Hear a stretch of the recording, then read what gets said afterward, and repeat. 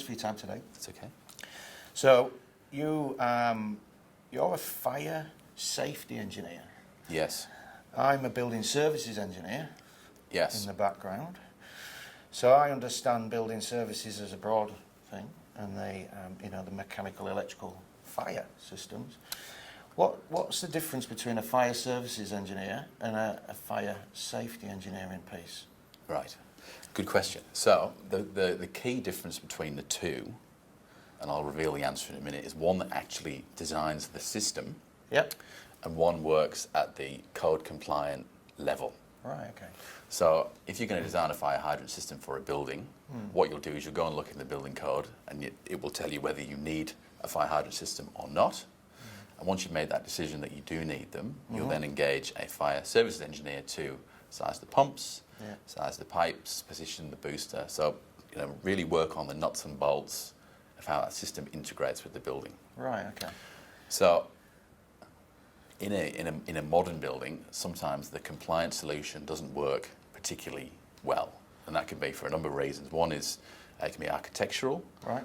One, it could be that there's a commercial sort of cost implication that you could be overspeccing for some reason, given what the building is.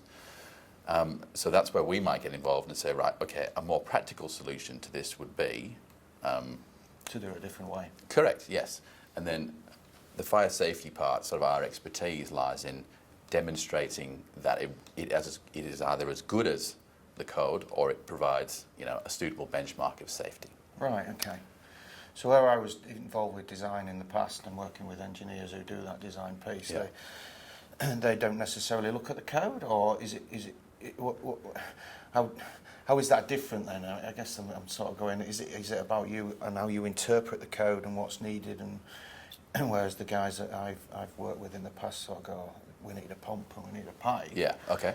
So a good example is, let's use an example, is positioning a fire hydrant booster. So that's the big red piece of kit that you see at the front of buildings that the firefighters connect in their hose to.